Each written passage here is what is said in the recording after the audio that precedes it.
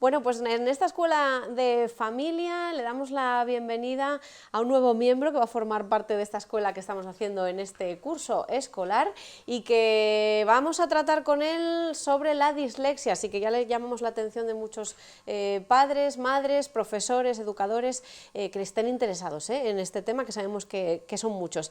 Emilio Sánchez, muy buenas noches. ¿Qué tal? Catedrático por la Universidad de Salamanca de Psicología de la Educación y decano de la Facultad de Psicología de Salamanca. Ajá. Bienvenido a esta escuela de familia. Gracias. Y vamos a hablar de esto, de la dislexia, y empezamos por el principio. ¿Qué es la dislexia? ¿De qué estamos hablando? Bueno, no es muy difícil de entender, ¿eh?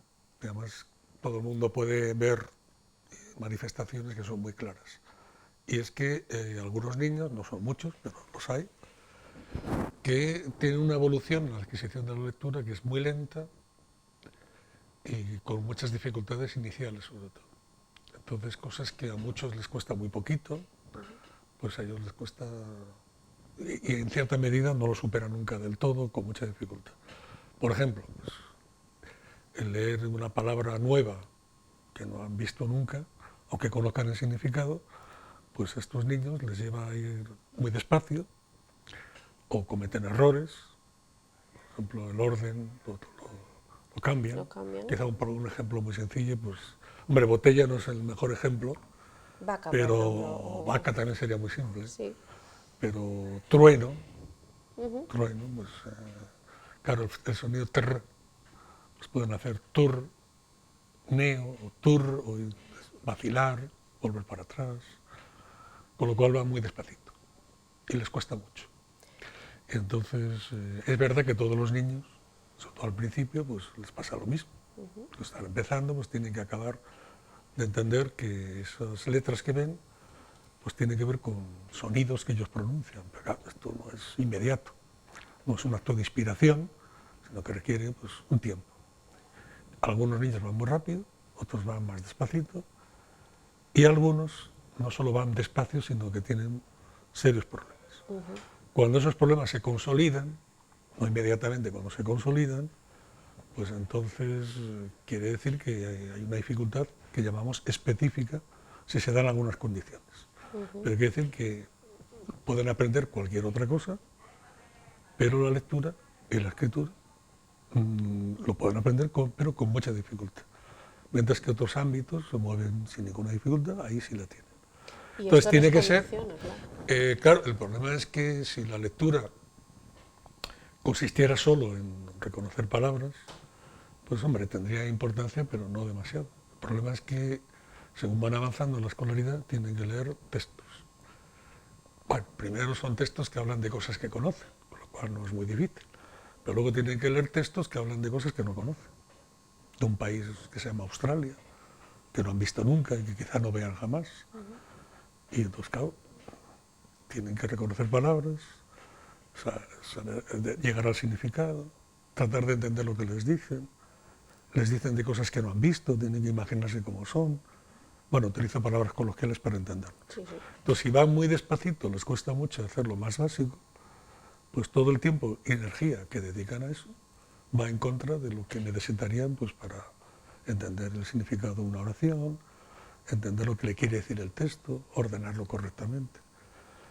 Según van avanzando, pues cada vez les exigen más, cada vez más. Pero van arrastrando una dificultad que va engendrando otras. O sea, al principio la diferencia entre un niño de 7 años y otro no, pues es pequeñita. Pero según vas avanzando, como es un proceso acumulativo, pues tiene efectos a largo plazo. Entonces, bueno, esta es la manifestación. Si es solo de lectura, pues, se llama dislexia. Si además tiene problemas de escritura, pues tiene otro nombre, pero disgrafía, disortografía. Pero vamos, dislexia se suele utilizar de forma genérica, aunque realmente se refiere exclusivamente a lectura. Lo que pasa es que, bueno, coloquialmente pues se asume que puede ocurrir en los dos ámbitos. Y así ocurre. Y cuando un padre, un educador, un profesor está viendo que esto le está pasando a un alumno, ¿qué es lo que solemos pensar que ocurre? Porque no sé si en el momento de hacer esta valoración, pues enseguida lo pensamos o enseguida valoramos si se trata de este problema o no, o llega muy tarde y tarde también para que ellos pues ya están perdiendo parte de esa Bueno, aprendizaje. tiempo atrás, estoy hablando hace muchos años, ¿sabes? Se pensaba que no aprenden a leer pues porque eran un poco inteligentes o eran torpes o alguna, sobre todo esta razón. Hoy, claro, afortunadamente ya sabemos que no es así, en la mayor parte de los casos. Pueden ser normales o inteligentes para todo lo que no sea exclusivamente este aprendizaje. Entonces, me preguntas qué hay que hacer. Pues la respuesta es que hay que intervenir cuanto antes, independientemente del diagnóstico, ¿no? Y no tiene por qué ser una intervención profesional, simplemente que hay que tener en cuenta que como es un proceso acumulativo, cuanto más tiempo se consolide ese retraso, más efectos tiene a medio o largo plazo. O sea que realmente una intervención, pero claro, eso lo hacen todos los profesores en cuanto ven diferencias en la respuesta de los alumnos a lo que les piden. Entonces esa sensibilidad pues hay que tenerla en el caso de la lectura especialmente acusada, en general también, pero en el caso de la lectura porque es quizá la herramienta que van a tener que usar más los niños en toda la escolaridad. Entonces una intervención mínima pues, es simplemente detectar que empieza a haber un retraso y una intervención dentro del aula, con los recursos que los centros suelen tener. Y evidentemente cuanto antes se haga y mejor se organice, pues esa es la respuesta inicial que hay que dar a estos casos. Si se consolida ya, realmente requiere una atención especializada que probablemente no siempre se puede dar dentro del centro. Depende de la gravedad o depende de la intensidad, pues hay que buscar especialistas, que afortunadamente los hay, que en general están bien formados y hay que confiar en ellos. ¿Claro? Pero claro, ¿cuántos de esos niños realmente van a requerir esa intervención extraescolar? Bueno, afortunadamente el porcentaje es escaso. Estamos hablando de un 3% de la población, 5%. Pero claro, niños que corren riesgos de dedicar más tiempo de lo necesario a estos primeros momentos, pues claro, puedes encontrar muchos. Pero hay una respuesta, digamos, normal, curricular, que es sensata, implica una intervención, pues cuanto antes es mejor. Y realmente cuando hablamos de dislexia es cuando se consolida. Estamos hablando de niños 9 años, 8 años, que vemos que siguen teniendo dificultades que solo aparecen cuando uno tiene 7, 6 y está empezando. Entonces cuando eso ocurre, realmente es verdad que cuanto antes se intervenga y profesionalmente es lo recomendable y es lo que habría que hacer. Cuando estamos ya en esas edades, En hablamos esas edades. 8 o 9 años, ya podemos hablar. Pero claro, no hay que esperar a que tengan 8 dislexia, años para intervenir, claro. porque entonces les hacemos una faena enorme. Efectivamente. Entonces lo que hay que hacer es que la atención diferenciada, no especializada, se vaya dando como se suele hacer pues a través de profesores de apoyo, a través del propio profesor tutor.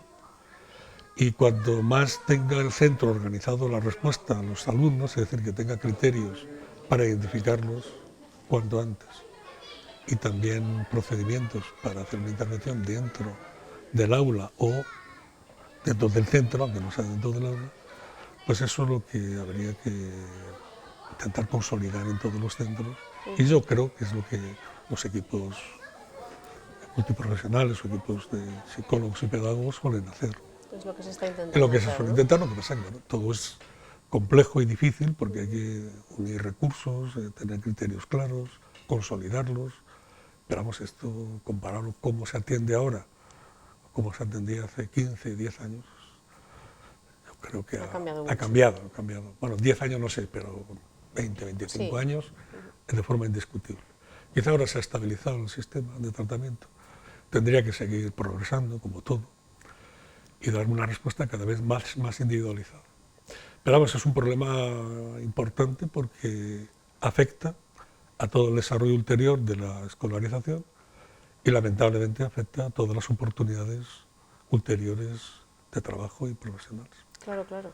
Afecta en su vida en general, evidentemente en su vida profesional más adelante, si persisten estos problemas. ¿Qué es lo que los causa? ¿De dónde viene? Bueno, La razón fundamental es que nosotros queremos una cosa que no tiene precedentes en la historia de la humanidad. O sea, lo que queremos con la lectura, y solo con la lectura, porque ni siquiera otras competencias tienen esta magnitud, es que queremos que toda la población, sin excepción, toda, no es que lea, no, es que tienen que leer a un nivel que 30, 40 años atrás solo conseguía una minoría de la población. Y que en la historia de la humanidad han conseguido pues, gente con una formación muy intensa. Y hoy pretendemos, y está muy bien además, que toda la población lea con fluidez. Eso no es suficiente. Queremos que comprendan con cierta facilidad noticias periodísticas, relatos, que ya es mucho. Pero no nos conformamos con eso. Queremos que aprendan de los textos. O sea, textos que les hablan de cosas que no conocen, pues en vez de aprender escuchando o discutiendo, no, leen los textos, eso es lo que pretendemos. Y ellos solitos sean capaces de sacar las ideas importantes, organizarlas de una forma lógica, expresarlas de una forma también correcta. Y no solo queremos eso, queremos que cojan varios textos, que hablen del mismo contenido, sean capaces de ver qué aporta cada uno, sean capaces de decidir a qué tienen que prestar más atención. Claro, todo esto nos parece fácil porque es común, pero las cosas que son comunes no siempre son fáciles. Entonces, una razón de por qué hay niños con dificultades es que queremos generalizar competencias muy complejas a toda la población. Y claro, no está garantizado que nuestro cerebro, el cerebro de base, el cerebro que todos tenemos, esté capacitado para adquirir todas las herramientas que una cultura puede desarrollar. Una forma de verlo, que creo que a los padres les puede ayudar, es qué les pasaría a ellos, a los padres que tienen niños con problemas, si les hubiera tocado una sociedad en la cual, en vez de leer, tuviera que haber aprendido a tocar un instrumento. Esto es un buen símil, sí. Tú puedes pensar que tocar un instrumento, un violín, es muy difícil, ya, pero es que coger varios textos que hablen de lo mismo, con distintos puntos de vista, y tú seas capaz de decir, esto es más importante que esto, y lo voy a integrar a mi manera, eso es tan difícil como tocar muy bien el violín. Entonces, si los padres que hoy tienen niños con problemas les hubiera tocado una sociedad en la cual en vez de leer, pues fuera imprescindible tocar el violín, pues entonces muchos de ellos hubieran tenido, algunos de ellos, hubieran tenido problemas muy serios. Otros hubieran sido lentos. Otros no les hubiera gustado mucho tener que hacerlo, pero lo hubieran hecho. ¿Qué es lo que le pasa ahora a los alumnos con la lectura? Algunos no es que tengan dificultades, pero no es lo que más les gusta. Sin embargo, lo tienen que hacer. Y esta graduación, pues hay de los que les gusta mucho, y además les tienen intereses y habilidades. Hay gente que no le gusta, pero lo pueden hacer. Hay gente que no le gusta y tiene que hacer un esfuerzo notable. Y hay gente que, aunque hagan ese esfuerzo notable, no puede. Y esos, pues los llamamos o que tienen dificultades específicas de lectura, o, como vamos a ver después, tienen problemas para comprender con suficiente facilidad los textos que leen. Y es un grupo más amplio, menos problemático, pero el más problemático es este. Y esto nos ocurriría en cualquier dominio. Por ejemplo, a mí si me toca una sociedad en la cual hubiera que bailar bien, pues me hubieran hecho una faena tremenda. Pero me ha tocado una sociedad en la cual se me da bien leer, así que he tenido suerte. Realmente, una de las razones fundamentales es que hemos creado recursos muy sofisticados, como pueden ser las matemáticas, el álgebra, el solfeo, la lectura, la ciencia. Son muy sofisticadas. Y nuestra especie no necesitó nada de eso para sobrevivir. Hoy hemos creado un mundo donde eso es, no todas esas habilidades, pero al menos la lectura, por eso es importante hablar de ello, es imprescindible. Sí. Por ejemplo, uno no puede que no escriba bien, no se le da bien escribir, no pasa nada. No, ahora ya. O uno no se le da bien el cálculo. Yo conozco amigas y amigos que han sido profesores, pero si no sabes leer bien, digo leer, no escribir, tienes muy difícil la incorporación al mundo real. Entonces, ¿qué les pasa? Bueno, pues que su cerebro es normal, pero dentro de la variación normal del cerebro, de los cerebros de los seres humanos, pues no todos tienen los recursos específicos, muy especializados, que están ligados a la adquisición de la lectura. Y ese grupito, cuando realmente las dificultades o la variación normal del cerebro llega a ciertos niveles, ocasiona un problema, un trastorno de cierta gravedad. Afortunadamente, que sea grave, estamos hablando de un 3, un 5% de la población, nada más, que sea grave. Y el resto, pues, tiene que sobrevivir con recursos limitados, pues, a tener que adquirir todas las competencias que, con respecto a la lectura, nuestra escuela, pero también la sociedad exige. Y ahí hay, pues, una variedad de posiciones y de actitudes de los alumnos, ¿no? Que yo creo que también no siempre entendemos lo que supone una escolarización generalizada a toda la población, en la cual tiene que adquirir habilidades muy complejas, todos, y muy diversas. Y algunos, pues... Y efectivamente, ese grupo, cuando se examina, pues, con detenimiento lo que les ocurre, pues hoy creo que tenemos datos genéticos que sugieren que hay una influencia genética. Es decir, que realmente es más probable que personas que tienen padres o familiares con problemas que han tenido problemas de lectura, es más probable, no es que esté determinado, tengan problemas de lectura. Y luego es verdad que la configuración de ciertas áreas cerebrales hay alguna diferencia, sobre todo lo temporal, que difiere en los niños que cursan o tienen este problema con respecto a los niños normales, y además eso es independiente de si es en inglés, francés o español, que hay muchas diferencias en el sistema de escritura, da igual la intensidad de los problemas, pero la responsabilidad parece estar suficientemente localizada. O sea que realmente hay una razón que es intrínseca a los individuos, que son características peculiares, que interactúan mal con el reto que supone aprender a leer. Pero esos sujetos son perfectamente normales, excepto en ese dominio. Materia, en ese dominio. Exactamente. Eso es importante. Que está generalizada, que vivimos en base a ella y que tenemos que por lo menos manejar para poder manejarnos nosotros en la vida en general. Sí. Emilio, muchos padres estarán pensando en casa, ¿y qué podemos hacer? Pues eso lo vamos a abordar la próxima semana. Muy bien. Vale, si te parece bien. ¿Ya hemos terminado? Hemos terminado de momento, la semana que viene más. Nosotros volvemos en 7 días con esta escuela de familia, seguimos hablando de este problema, de la dislexia, de lo que es, de cuáles son esos síntomas que nos pueden llevar a pensarlo, dónde nos tenemos que dirigir, pues eso, esa pregunta que dejamos en el aire, ¿qué pueden hacer los padres? La contestamos la semana que viene. La semana que viene, que es esta.